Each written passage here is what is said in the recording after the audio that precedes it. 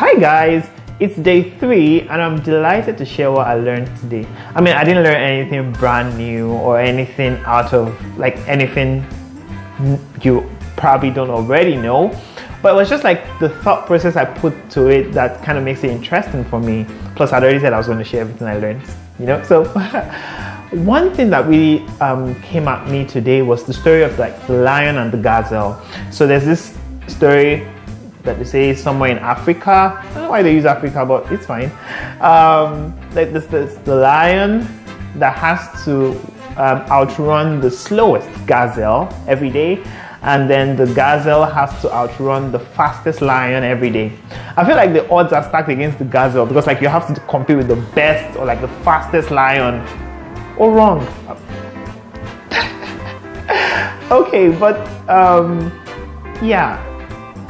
I think the point of that story is that we're always either running towards or running away from something, and the faster you're able to run determines your survival, really. Of course, the different approaches to it, like some people only run away from stuff, like so they need something to motivate them to actually do what they do, right? Like if there's no external pressure motivating them, then they can just be chill and relaxed. While other people like other people are more like internally motivated, like that hunger in the lion really drives it to look for the slowest gazelle to, eat up. But regardless, I think the idea behind it is that it's like life is not fair. It's not like life won't give you what you need or what you want, but it will give you what you fight for. So in the case of the lion, it's fighting for food, right? And that's the only way it can get food, when it outruns the slowest gazelle. And in the case of the gazelle, it's fighting for survival. And so it has to outrun the fastest lion, which I think is still unfair, but it has to outrun the fastest lion to survive, right? It gives like this all or nothing mindset, which is a little bit different from what we see nowadays. For example, consider sports like boxing. Now, of course, I know this is entertainment, but consider a duet between two big fighters or big boxers. While there will usually be a winner and a loser, it's amazing to realize that even the loser still bags a lot of cash just for the performance, right? And so you find out that the person who lost the fight still raked in about $50 million, right? While the winner maybe won 100 million or whatever. Sometimes even depending on the status of these fighters.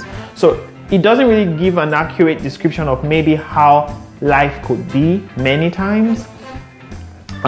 Nonetheless, the thought is that whatever you do it fully, like put your all in it, right?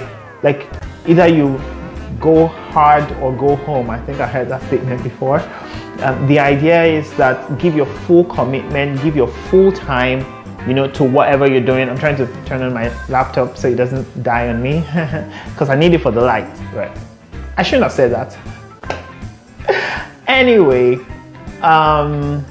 the idea is that you have to give your all to whatever you're doing, like give it your full commitment. And it also ties in with this illustration I found, or this analogy I found, that you treat yourself as though you are the CEO of your own life, because you really are if you think about it.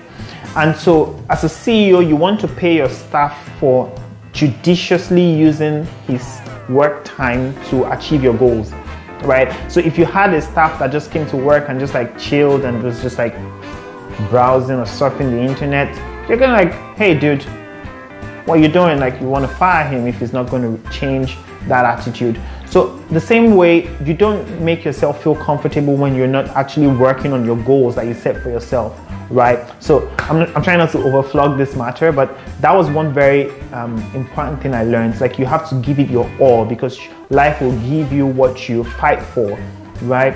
Another very important thing I learned today, which is no, it's not secret, it's open to everybody, but it's about the power of your words. Now, I learned that you should make sure your words work for you. Like, make positive your default. The idea behind this is that eliminate the negative words as much as possible and let your words mostly have a positive undertone with it. Like, it's both psychological for you because it positions your mind in a certain framework where it's like this is what I'm going to do.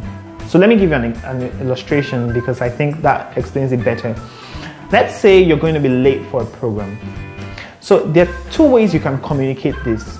You can say, I can't come early for this program. That's one way. You could also say, I will be late for this program. While both of them communicate the same intent or the same reality that you are not going to be at the stipulated time for that event, one has a negative undertone, that is, I can't come early. The other has a positive undertone. Yes, it's speaking about something you are going to do, even though it's like maybe not the most preferred thing, because I will be late, right? I don't know if you get the idea I'm trying to paint. If you do, let me know in the comments below. But I think that was really striking for me because many times we just complain about what doesn't work. But we can structure our communication in such a way that even if we're communicating the same thing, we can say in a more positive light or with a more positive undertone. Yes. So instead of saying things like I can't, I won't, I'm not, I'm tired, or negative words generally, we can find ways to restructure that into more affirmative or words that communicate intention, something like this. I think I need to study that more as well because it was a really interesting topic for me, and I'll learn to practice that more. So that's what I learned today, and I'll see you guys tomorrow.